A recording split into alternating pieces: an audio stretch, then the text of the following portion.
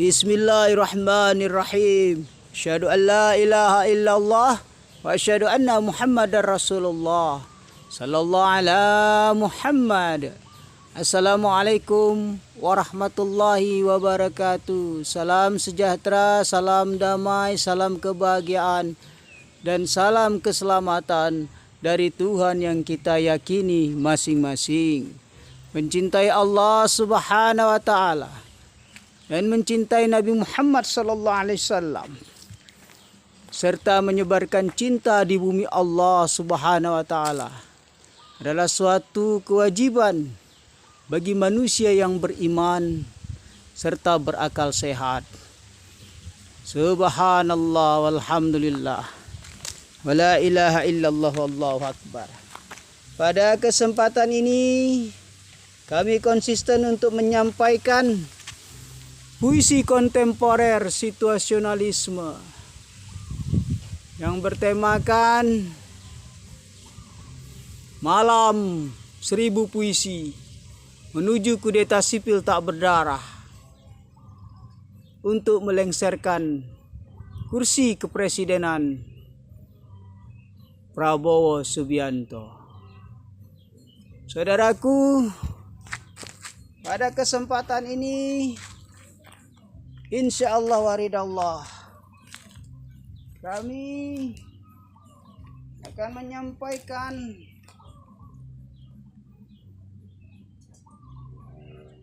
suatu pencerahan melalui puisi kontemporer situasionalisme. Dan judul puisi hari ini adalah Telah Matinya. Ya, telah matinya akal sehat sang presiden yang berkuasa saat ini, dan telah matinya hati nurani sang presiden yang berkuasa saat ini, serta telah matinya kecerdasan yang dimiliki oleh sang presiden yang berkuasa saat ini. Banyak debu-debu yang menghampiri tubuh sang presiden sehingga sang presiden mulai menggaruk-garuk sekujur tubuhnya, karena debu-debu yang menempel tersebut adalah sisa-sisa makanan bekas dari orang-orang yang memiliki harta yang tidak halal. Debu-debu selalu berterbangan di atas kaki para pengemis di seluruh Nusantara ini. Bahkan teriknya matahari selalu membuat manusia yang sudah lanjut usia kehilangan arah dan kehilangan asa. Sang presiden sebenarnya adalah manusia yang sudah lanjut usia. Sang presiden sejatinya adalah manusia biasa-biasa saja. Sang presiden pada dasarnya adalah manusia yang lemah dan tak berdaya. Kita terlalu berharap banyak kepada sang presiden yang berkuasa saat ini. Namun pada kenyataannya banyak luka, penderitaan, bahkan kematian yang berterbangan di seluruh wilayah Republik Indonesia. Sang presiden tidak mau tahu akan hal ini, karena sang presiden terlalu dekat dengan para koruptor. Meskipun sang presiden bisa saja tidak mengetahui itu adalah koruptor, ataupun sang presiden pura-pura tidak mengetahui. Inilah masalah yang sedang terjadi di Republik Indonesia ini. Bila seluruh rakyat Indonesia hanya diam dan bungkam 1000 bahasa dengan kondisi Republik Indonesia ini, maka jangan berharap banyak Indonesia akan makmur, apalagi sejahtera. Salah satu yang harus kita pikirkan saat ini, bagaimana membedah perut sang presiden, lalu mengeluarkan emas-emas yang ada di dalam perutnya itu. Beliau sang presiden yang berkuasa saat ini terlalu banyak makan emas, terlalu banyak makan minyak dan gas, terlalu banyak makan batu bara. Akal sang presiden telah digadaikan di Pegadaian dengan bunga 20% setiap harinya. Itulah mengapa di kepala sang presiden selalu hadir yang namanya gali lubang tutup lubang, hutang lagi, hutang lagi. Tidak ada kreativitas dari sang presiden untuk membangun negeri ini. Tidak ada kebijakan yang real dari sang presiden untuk memberantas korupsi di negeri ini. Sang presiden yang berkuasa saat ini adalah manusia yang sembrono. Sang presiden yang berkuasa saat ini adalah manusia yang tidak memahami nilai-nilai Pancasila itu sendiri. Dan sang presiden yang berkuasa saat ini orang yang terlalu egois di Republik Indonesia ini. Jangan tanyakan lagi bagaimana perbuatan kroni-kroninya, bagaimana perbuatan orang-orang yang di lingkarannya lebih parah dan lebih menjijikkan. Tapi apa daya, rakyat bisa buat apa jika sang presidennya hanya diam dan tidak peduli? Rakyat bisa mau apa jika sang presidennya hanya bisa gigit jari, sama korek-korek telinga, sama korek-korek upil, lalu garuk-garuk kepala? Itulah kenyataan presiden yang berkuasa saat ini. Kita seluruh rakyat Indonesia dipertontonkan adegan-adegan konyol. Seharusnya sang presiden jangan menjadi seorang presiden Republik Indonesia, tapi jadilah presiden stand up comedy. Karena presiden stand up comedy sangat cocok bagi beliau. Beliau tidak layak dan tidak pantas memimpin negeri ini. Oleh karenanya, jika sampai 2029 beliau memimpin,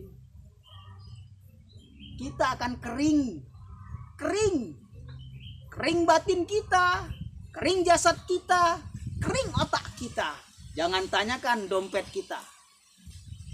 Dompet pun sudah tidak ada lagi. Apakah kita mau ditipu terus-menerus oleh politik-politik yang memanipulatif rakyat? Apakah kita mau dipermainkan terus dengan permainan papan catur yang sudah tidak layak untuk dipermainkan?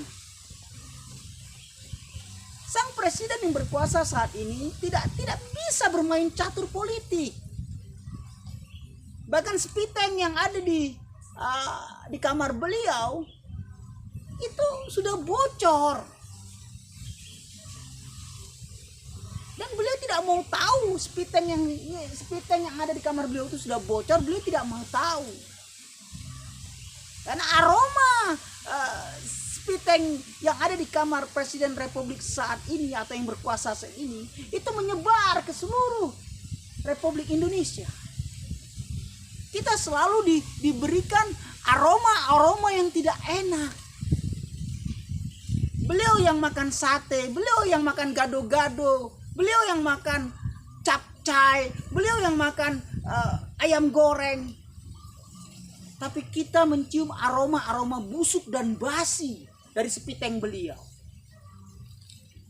Apakah kita layak mempertahankan presiden yang selalu mencari-cari celah, mencari-cari cara, dengan segala macam cara, tanda petik, koma, dilanjutkan, artinya beliau menghalalkan segala macam cara hanya untuk mempertahankan kekuasaan.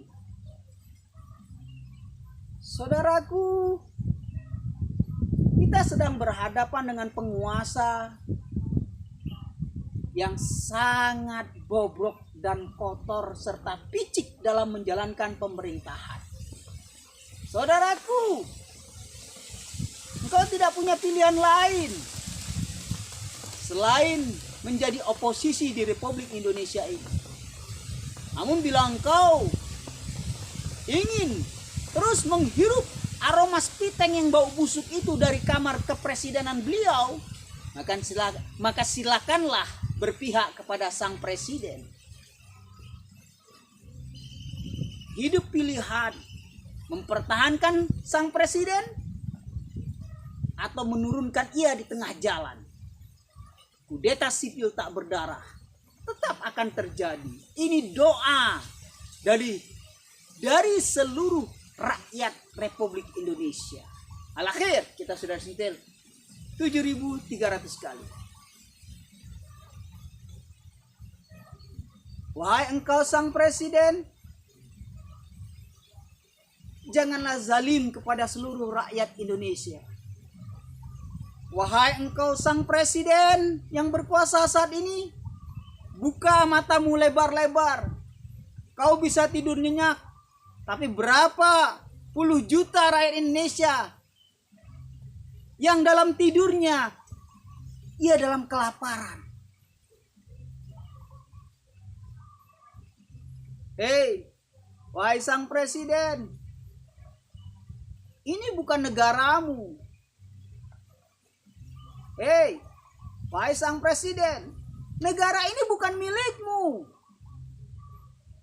Kau hanya menumpang, sama seperti kami menumpang juga. Kita seluruh rakyat Indonesia ini menumpang di Republik Indonesia. Sebagai sesama penumpang, jangan merusak kapal yang sedang kita tumpangi. Jika engkau tidak suka dengan Republik Indonesia, silakan turun dari kapal ini. Buat kapalmu sendiri. Jangan kau bocorkan kapal Republik Indonesia ini hanya untuk memuaskan segelintir kroni-kronimu yang telah mengangkatmu jadi presiden. Ingat, menjadi presiden dengan cara yang tidak wajar akan turun di tengah jalan. Hati-hatilah wahai sang presiden. Jika engkau betul-betul sang presiden yang bijaksana, tidak perlu emosi mendengar ocehan kami ini. Tidak perlu alergi dengan kritikan-kritikan puisi kami ini. Kami mencintai engkau. Ya, tapi kami lebih mencintai Republik Indonesia ini. Kami tidak ingin Republik Indonesia ini hancur di bawah kepemimpinanmu. Politikmu tidak jelas. Ekonomi yang kau jalankan tidak jelas. Pembangunan infrastruktur juga tidak ada sama sekali. Uang kau hambur-hamburkan hanya jadi kotoran-kotoran manusia di muka bumi ini. Uang hasil hutang engkau hamburkan hanya untuk bagi-bagi rezeki kepada orang-orang yang mencoblos dirimu ketika menjadi presiden. Itu uang negara. Itu pajak rakyat. Itu hasil hutang. Malulah. Engkau orang kaya. Apa yang kurang? Seharusnya menjadi orang terkaya di Republik Indonesia ini. Salah satu orang terkaya di Republik Indonesia ini. Seharusnya engkau berbagi rezeki dengan uang pribadimu. Kami tidak menuduh engkau koruptor. Tapi jangan menutup mata orang-orang di sekelilingmu ahli dalam mencuri uang negara. Barakallah, walhamdulillahirabbil alamin. Sekelas presiden, silakan sedekah yatim 12.000 orang. Untuk saudara-saudaraku yang mendengarkan video ini, sedekah yatim yang ada di sekitar tempat tinggal Anda, insya Allah Allah lipat gandakan rezeki Anda. Barakallah, walhamdulillahirabbil alamin. Sallu ala nabi. Allahumma salli ala sayyidina Muhammad.